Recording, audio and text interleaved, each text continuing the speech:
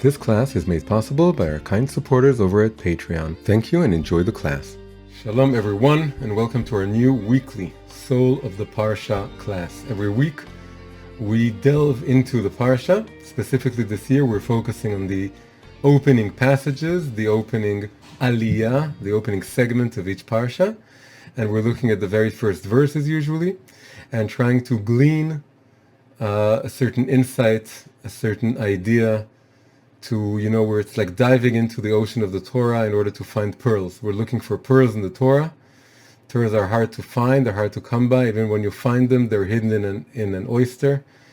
So you have to be a little bit of a detective, a little bit of a diver, a little bit of all kinds of things in order to find these little gems and pearls.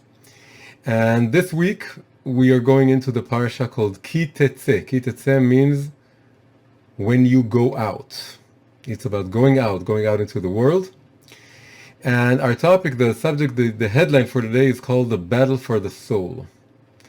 The topic, ostensibly on the surface, is about a topic of wars, battles.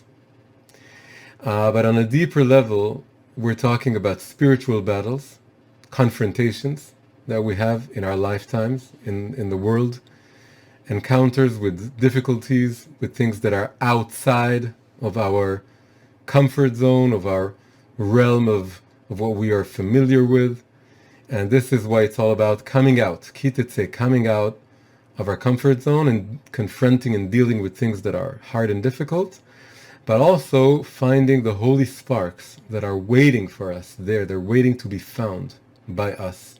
There's a very basic concept in Kabbalah and Chassidut, in the esoteric wisdom of Judaism, and we're going to see this reflected in a very, very beautiful way in the opening of this parsha. The topic isn't a very simple one to tackle when you just look at it, but if you go in, there's really treasures to be found there. So I'm going to start by reading the first 5 verses of this parsha. I usually read them in Hebrew first. I'm going to skip this now. I'm just going to read them directly in English, and then we'll try and explore this on several levels. So it starts like this. If you go out to war, this is the beginning of the parsha. If you go out to war against your enemies, and the Lord your God will deliver him into your hands. So we're talking about going out to wage war and being victorious. And you take his captives. So as often happens in wars, you go out to war, you win, and when you win, you take some captives. So this is the first verse. Second verse, and you see among the captives a beautiful woman. This is the first topic the parsha talks about, is about a beautiful female captive. This is the literal pshat meaning. We're going to go into deeper, higher, more spiritual meanings, but we have to start with the simple level meaning. So among the captives you see a beautiful woman, and you desire her. So another topic that comes into play here is the desire. In Hebrew it's cheshek. Cheshek is desire. It has to do with the yetzer, the urge, the inclination to life, which is also called, because it can be used, it's often used in a negative way, in destructive ways. It's called yetzer hara, the evil inclination. So you have a cheshek, you desire this woman, and then the Torah says something surprising because it doesn't seem in line with the general spirit of the Torah, but as we'll see in a minute, it really is in line with the spirit. But it's surprising when you first look at it. The verse says, you may take her for yourself as a wife. So the Torah says that when you were going out to war and the soldier sees a beautiful woman among the captives, he may take her to be his wife. But now this is when it gets surprising. Verse 3 of the parsha. You shall bring her into your home, and she shall shave her head and let her nails grow. So you don't take her immediately. All over the world, in wars and battles, that's the way of the world, is that soldiers would take women from their enemies, from their captives, and they would take them immediately, and basically they would rape them. That's what would happen. That's what happens in wars. So here you can take her, but you don't actualize this marriage, or you don't really enjoy her, or you don't take her physically. You have to wait for a whole month, as we'll see. And she needs to shave her head and let her nails grow, which obviously makes her far less appealing.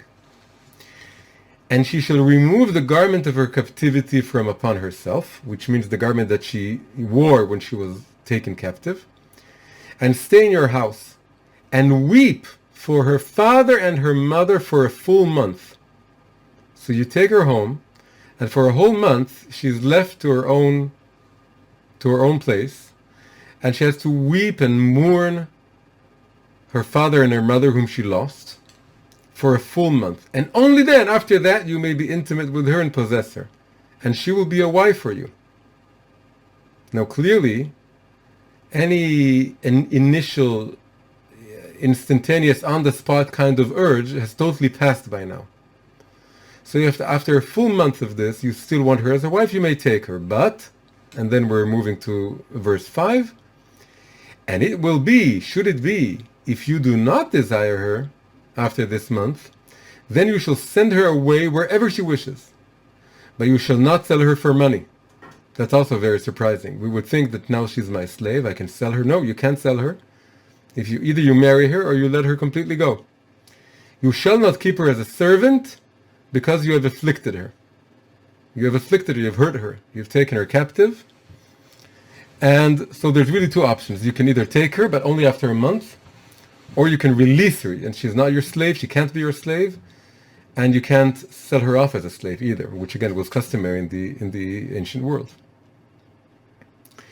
So we're going to explore this now on three levels. The first level is the really pshat level, that is the literal meaning of what's this whole story about, how can we understand this in the Torah context. Then we'll move into two deeper levels. One is the Kabbalistic level, and the other is the Hasidic level. Chassidut and Kabbalah are two levels of exploring the inner dimension of the Torah, the inner levels of the Torah. Kabbalah is the esoteric level. There are many levels before Kabbalah. But when we get to the esoteric level, this is called Kabbalah, and then Chassidut is further exploring the esoteric level, but translating it into the level of our own souls, something much more psychological, not so much mystical, more psychological. So we have a literal meaning, a mystical meaning, and a psychological meaning. That's basically what we want to explore. So we start with the literal meaning. So how can we understand this? Why should the Torah allow this soldier in the war to take this woman captive and to possibly marry her and go through this whole thing? So the sages, Chazal, say something very, very, very deep, which is then reiterated by Rashi, the main commentator. Rashi says, again, following Chazal, the sages, he says about the verse, and you shall take her as a wife, Lo dibra Torah ella keneged yetzer hara. In English, the Torah here is only addressing the yetzer hara, the evil inclination. What does it mean that the Torah is addressing the evil inclination? He means really that the Torah is trying to sort of play or dance with the evil inclination. It's talking to the evil inclination. Usually the Torah talks to our good inclination. It talks to our heads, to our consciousness, to our choosing selves. And the choosing self, the part of us that chooses, is not the evil inclination. That's the part we want to choose against. But here the Torah is talking directly to the evil inclination. What's the idea? So Rashi continues. The Torah knows, the Kadosh Baruch Hu, God knows, that if there will be no permission to marry this beautiful woman that the soldier in the midst of the war, the battle, sees, there will be no avenue, no way, no prospect of him taking her at some point in the future. He's going to take her then and there in a way that's not permissible. He's going to take her in a way that's in violation of the Torah. So the Torah is doing something very sophisticated. The Torah is saying, okay, I understand that you have an evil inclination. I understand that you have a desire. In all walks of life, in all situations in life, you have this. But a soldier in war has it even more acutely. Why? Because when a soldier fights a war, he, in many ways, is letting his evil inclination loose. He needs to be a little bit animalistic. He needs to fight. He needs to be violent.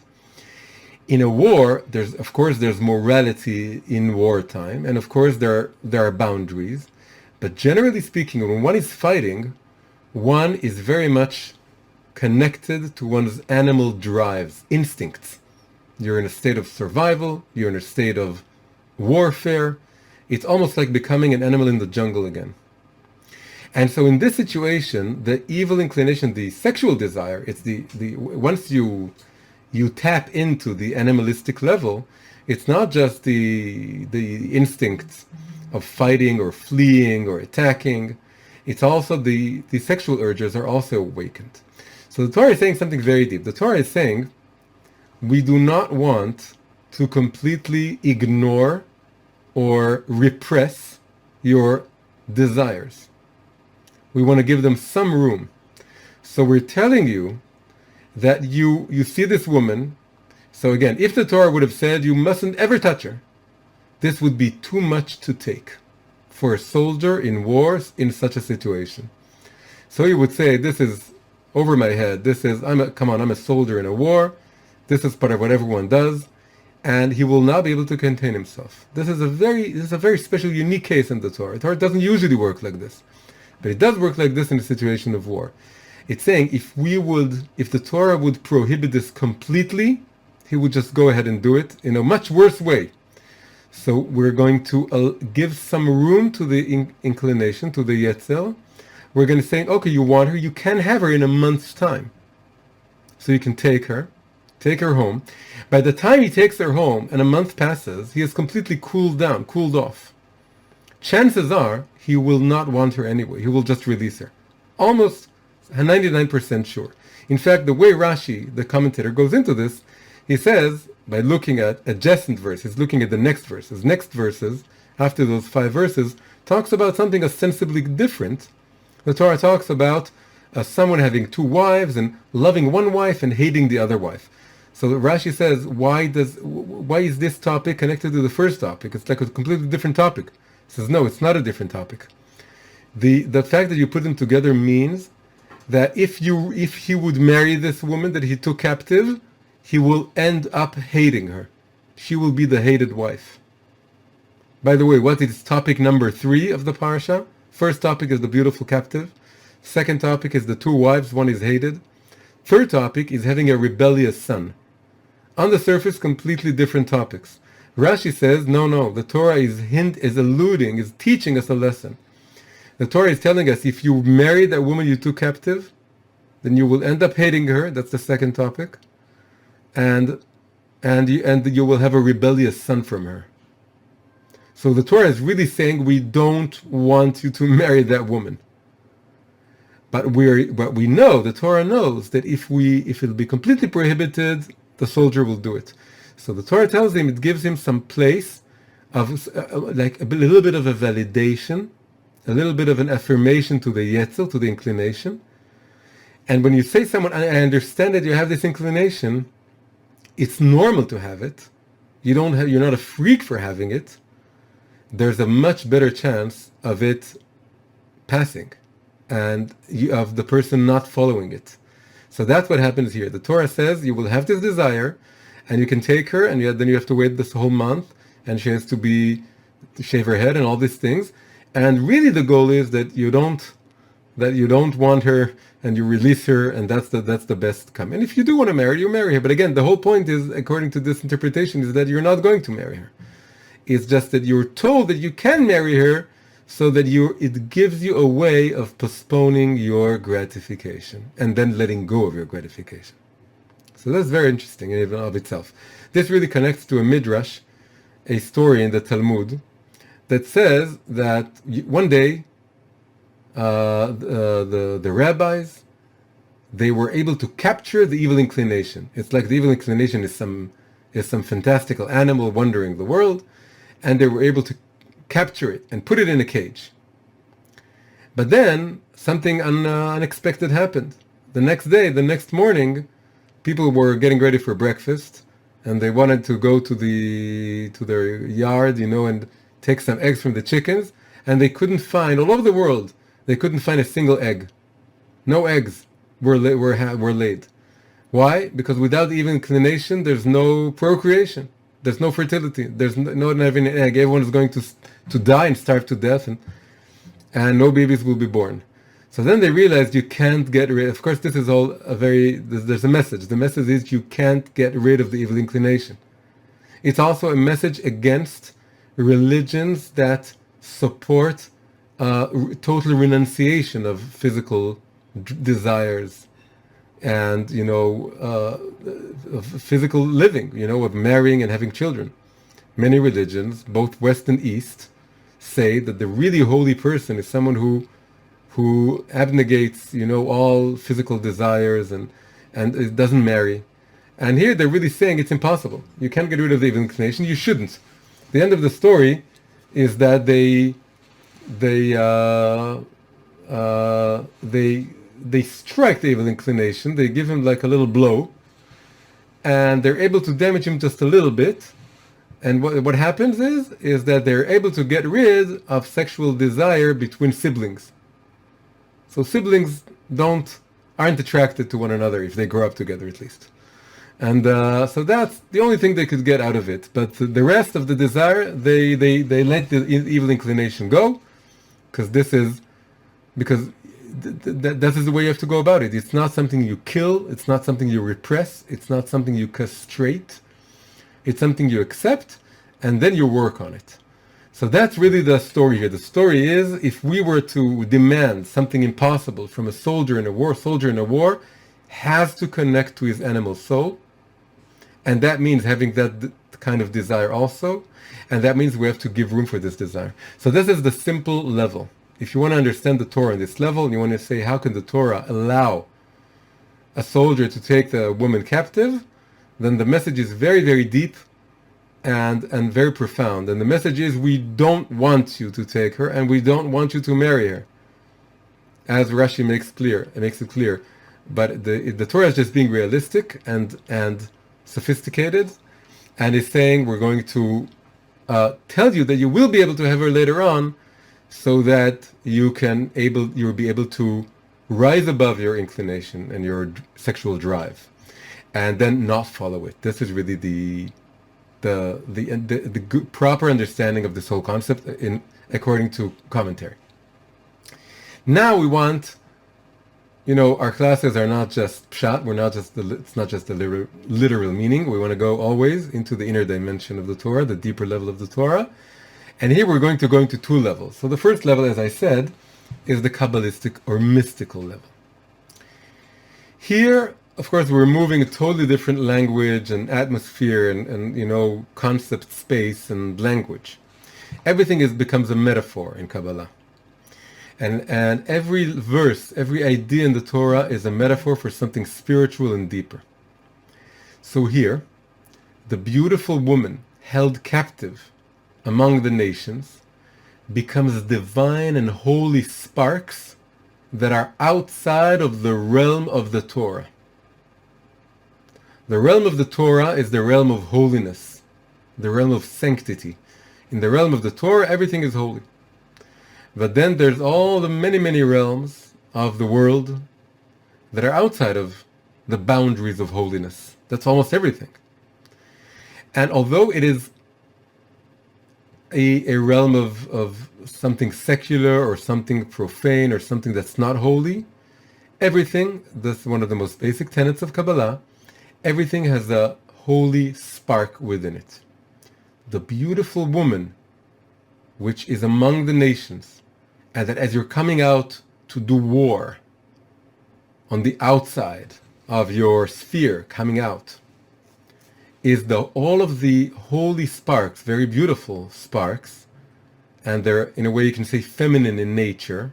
The world is more masculine in nature, the outside of the world.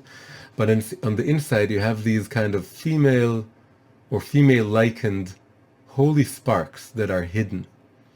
Just like the pearls that I mentioned. As I said in the beginning, we're diving into the Torah, we're looking for pearls. So that's pearls within the Torah. But there's also pearls in the ocean outside of the Torah.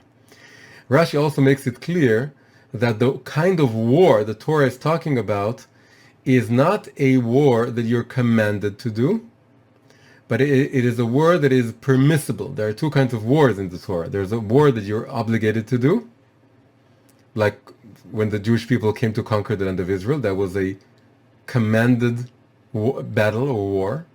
There's also a voluntary war, or a war that's something that you choose to do. And Rashi is stressing that here we're talking about a voluntary war, a war that is going into the realm of the permissible. There's the realm of what is not permissible, what is asur, what is forbidden. That is unholy. Then that's the realm of everything you're obligated to do. That is the realm of the holy. In between, what you have to do and what you mustn't do is a whole expanse of things you may or may not do. That's up to you. The realm of the permissible. So in Kabbalah, we're talking about coming out to war, that is coming out of the realm of holiness, going out into the realm of the permissible. And then what is the war? The war is, am I doing what I'm doing, like work, like art, like relationships that are not, for example, with your spouse or even with your spouse. Everything that is outside of the realm of holiness, that you're going out into the world, your activities and your interests and your hobbies, eating, drinking, meeting people, doing things in the world, traveling, all of this realm, there's a war going on, an inner war within you. The war is, how are you approaching this realm of the permissible? Is it because you want to just, disappear in it and just have a good time and enjoy yourself and forget about your soul and about holiness? That's missing out on the opportunity. The real opportunity is going into this realm and looking for the holy sparks. Looking for the holy sparks is looking for little elements and concepts and insights and ideas that can reconnect you to God and reconnect you to your soul. So now now look at how the Kabbalah is reading the verses. When the very first verse said that you go out into this war and God delivers the enemy into your hands and you take his captives. If you read the Hebrew says, it doesn't say take his captives. It says veshavita shivyo.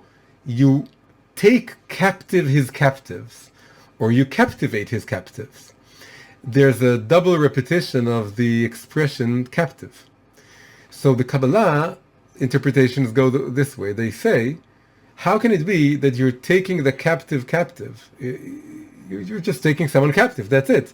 So the Kabbalistic reading sort of looks at it in another way and says, you are reclaiming something that was already taken captive from you in the first place. Meaning, the beautiful woman. Well, let's go a little bit back to the literal meaning from a Kabbalistic perspective. Suppose someone goes out to war and takes this woman captive and bring her home. According to Kabbalah, this means that in a way she was destined to become part of the Jewish people to begin with. And she was like a Jewish soul to begin with. That's how Kabbalah explains all converts.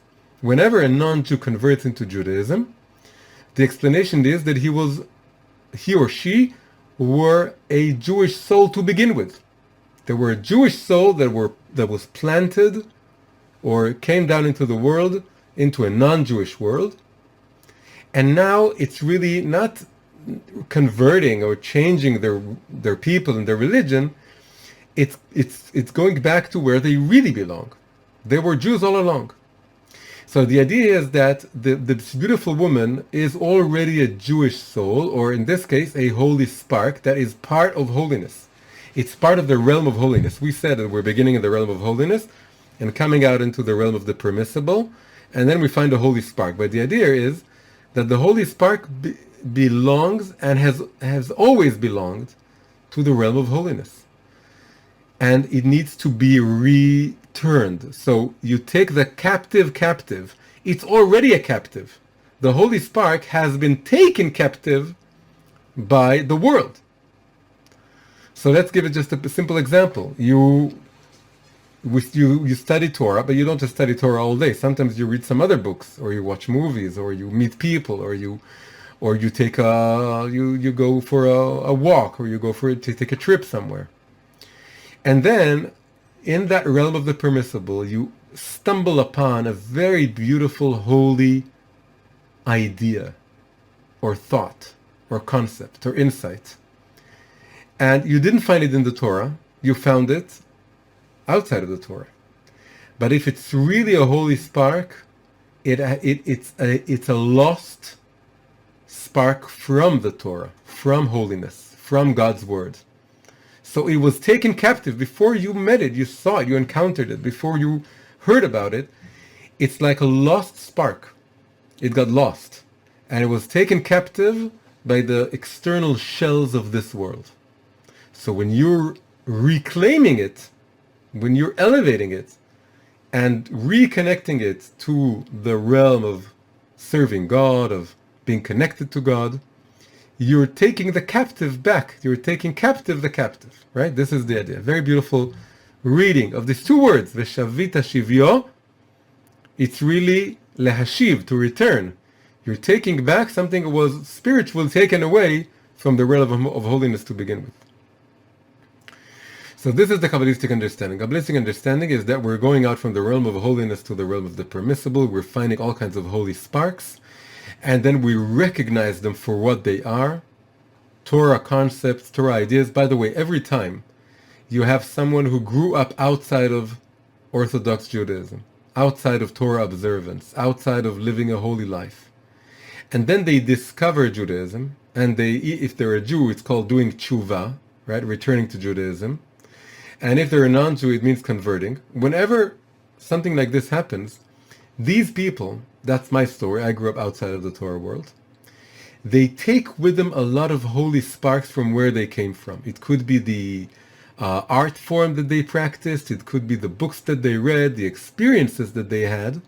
They're taking with them a lot of holy sparks and bringing them back into the fold of holiness. So in a way, they were like soldiers who were stationed outside of holiness, outside of Torah, and then they found a lot of beautiful women, beautiful sparks, and then they took them and elevated them, and they bring them into the realm of holiness. So according to Kabbalah, the reason the Torah permits, or the deeper level of the idea that the Torah permits the soldier to take this beautiful woman, is really saying, the reason you're going out to wars, the reason you're going out, Ki Teitze, to wars on the outside world, is in order to find those sparks and bring them home. And then let's look at some more details here that are within the verses. The first little detail that is now, we can understand it anew, is that the way it's phrased in the beginning, it says, Ki Teitze lemilchama al oivecha. If you go out to war on your enemies. This is surprising. It should have said, if you go out to war against your enemies. But the Hebrew says, if you go out to war on your enemies. So the Kabbalistic, there's also a little bit of Chassidut I'm bringing into the Kabbalistic interpretation. But the idea is that when you go out to be on the lookout for holy sparks, you can't be too much mixed and confused with your enemies, or with the outside world, with the world of exterior shells. You need to be above it. If you go out to war, you need to be on or above your enemy. You can't recognize a spark from a shell. You can't differentiate if you're not above it, which means you have to be deeply connected to your soul root, deeply connected, rooted in holiness, steeped in a lot of Torah, in a lot of Torah wisdom, and then you're above your enemy, and then you're able to recognize the spark and differentiate it from the external shells. That is all the unimportant aspects, the aspects that are not holy, that are not divine, that are just the outward surface of things. If you read a book and you're totally, a secular book, and you're totally wrapped up in the plot and the story and the excitement, you can't differentiate what's holy and what's not holy. You have to be above the book, above the experience, above the situation, and connected to your holy soul root. And then you can immediately differentiate the external clutter and baggage and the outside that's unimportant, and what is truly an eternal holy spark that you need to elevate. So you need to be above. That's the first little detail. Afterwards, what happens to that beautiful woman or spark that you take? Then they go to your home, and then they do three things. They shave their head, they let their nails grow longer, or it could also be read that they clip their nails. You can read it in two ways. So here we're going to go with their clipping your nails interpretation. So it's called, in Hebrew it just says she does her nails. So it can be read in several ways. So there's shaving of the head, the clipping of the nails, and the removal of the garment. And then she goes into your home. What are the three elements? So in Kabbalah, that means that when you take a holy spark from a book or a movie or an experience or something that you found outside of the Torah realm, could be in philosophy, in art, or just some conversation you had with someone interesting, and you're asking, what's the takeaway? What's the spark that I want to take away with me? Then you, in order to convert that spark, so to speak, or elevate it, or bring it back into holiness, you need to do three things. You need to shave the head. That means removing it from its conceptual original context that was unholy. That's a more intellectual level. The shaving the head is like the intellectual level, and you're cutting off the external baggage, the clutter, what's not important. So this is the intellectual level of clarifying, of finding the root. The second level, the clipping of the nails. Nails are just like hair. Something grows out of your body, but you can need to remove it. This is doing the same thing on the level of the body, not the head, which means the level of the emotions. So first there's an intellectual kind of conversion process. There's an emotional conversion process. That you need to remove, again, everything that's external, that's outside, that's also, a nail is something you scratch, it's something a bit animalistic. Animals, don't shave and they don't cut off their nails. But we can do it to the animals, we can do it to the animal soul, we can do it to this holy spark.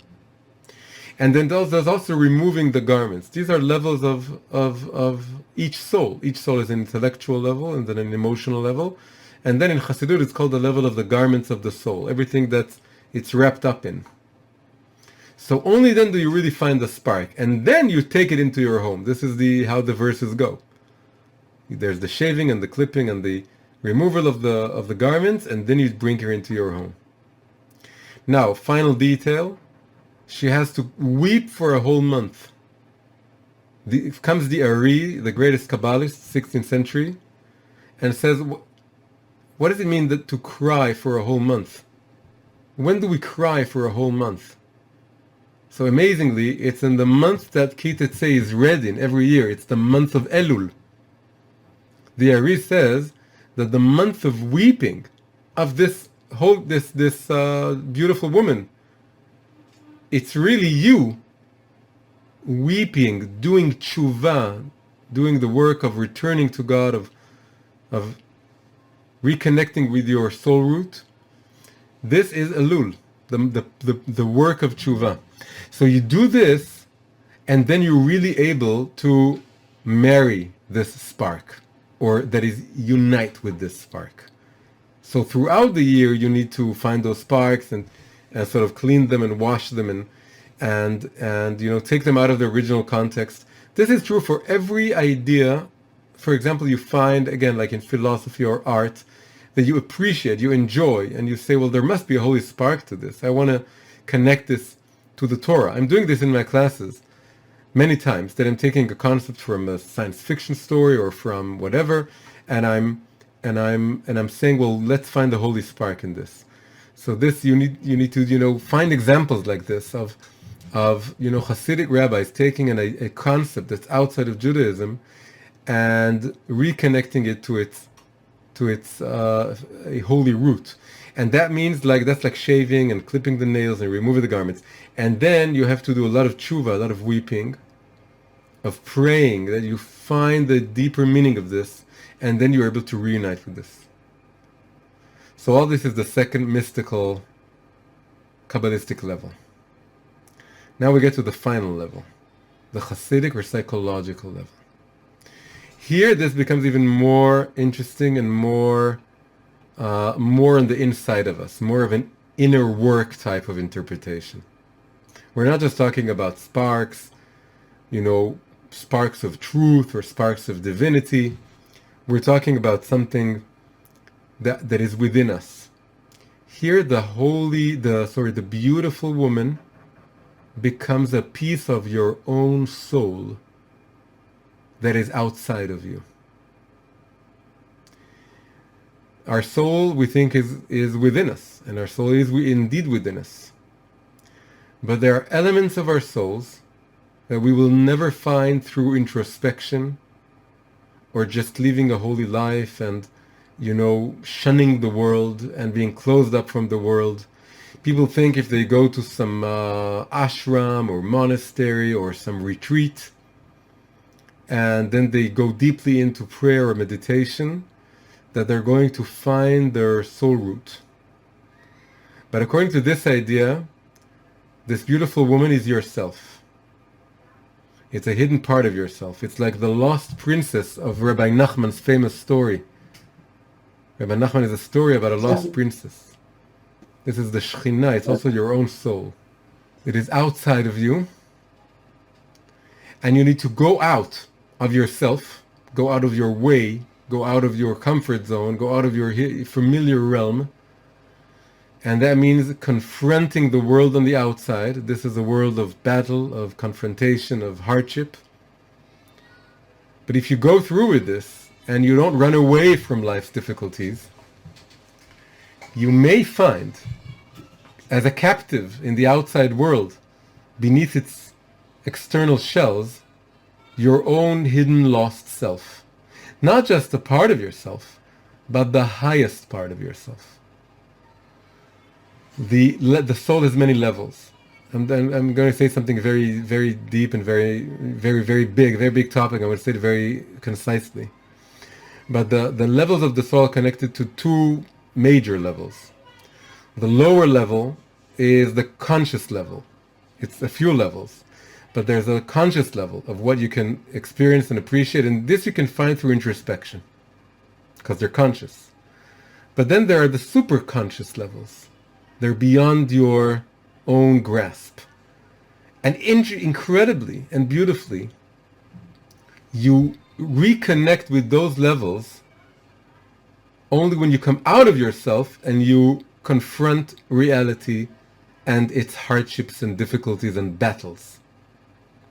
And the external battle is really a battle for your own soul. When you confront something that's hard and that's antagonistic for you, and you win, you don't lose the sense of who you are, you're connected to who you are and you win, which means you choose your higher self and you choose good, you choose wisely, and you're victorious.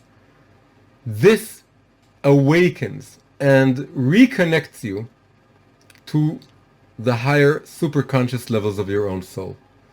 They were, so to speak, outside of you, and you were only able to reconnect with them. People find it very hard, that life isn't easy.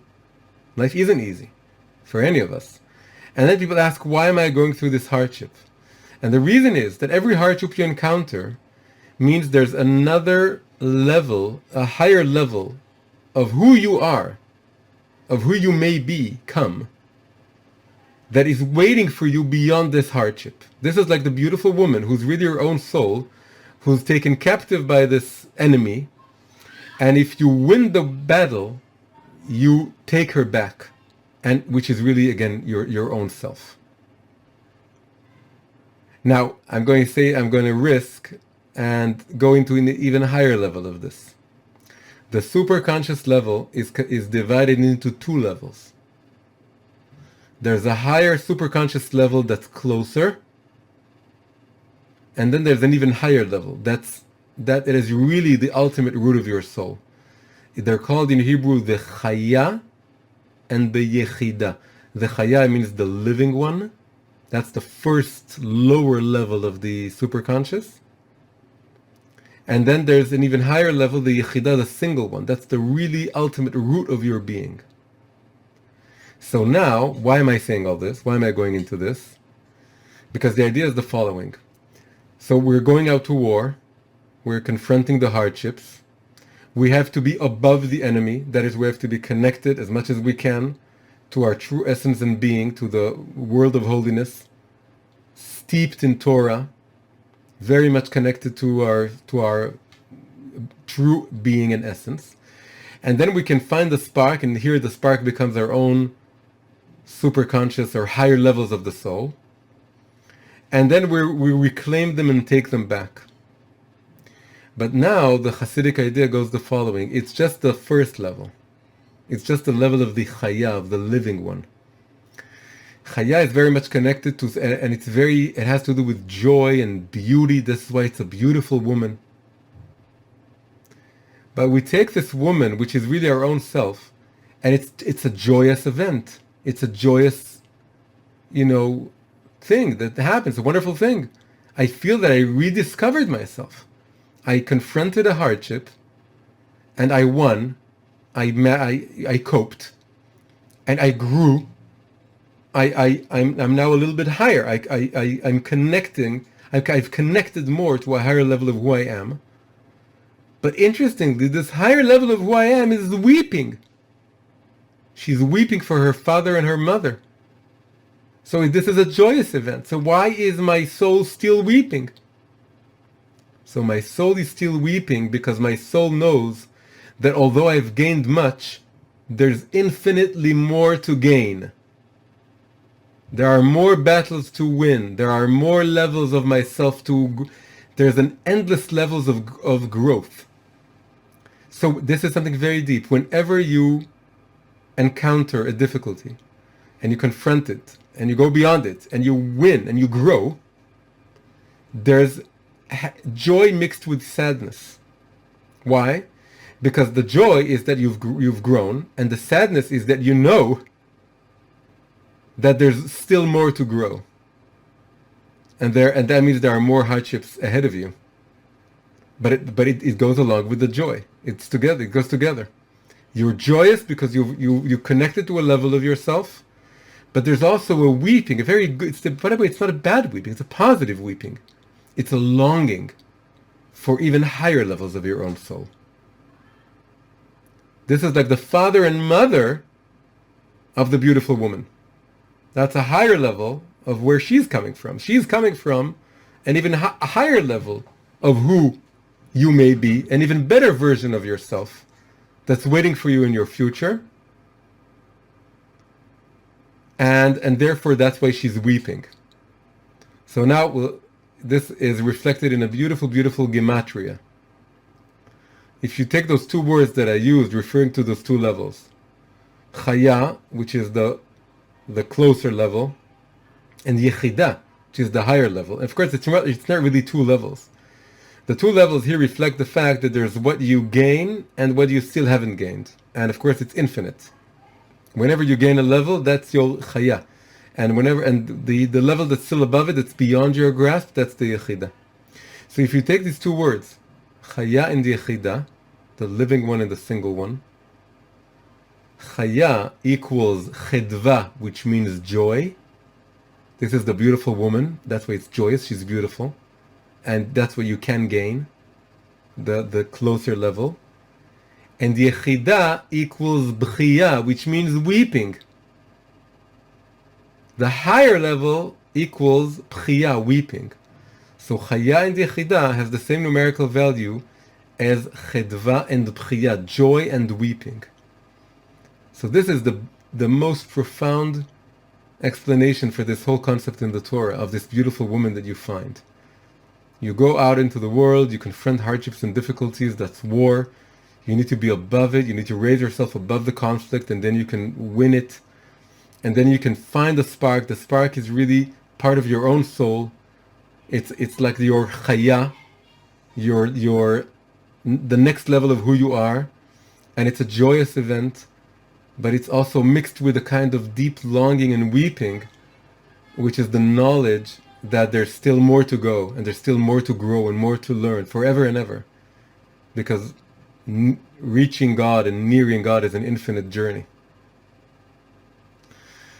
So, to sum up this class, we went into the opening of this parsha Ki Teitze, and on the literal meaning, on the literal level, he talks about a soldier going out to war, finding a beautiful captive, and the permission to take her and marry her, but only after 1 month, in which she mourns for her lost family.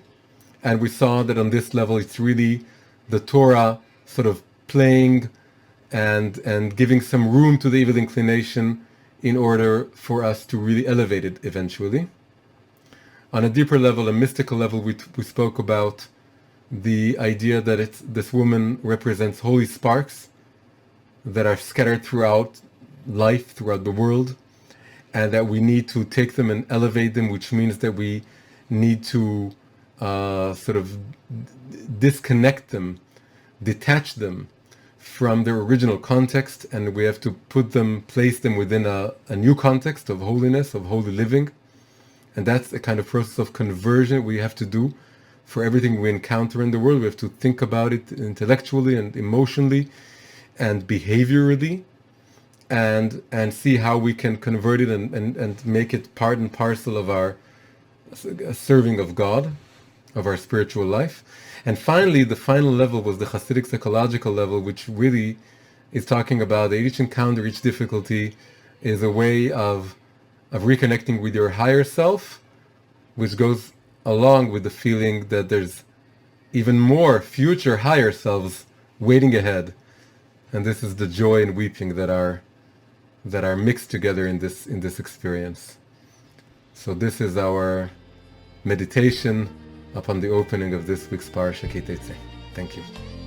Hi, if you enjoyed this class, please click the like button and subscribe to the channel. On YouTube, also make sure to click the bell icon. To keep the classes flowing and free of charge, please consider supporting us on Patreon, an amazing platform for supporting independent creators. You're also welcome to join our weekly live Zoom class every Sunday evening, Israel time. You can find all the links in the description below. Thank you very much, keep healthy, and see you soon.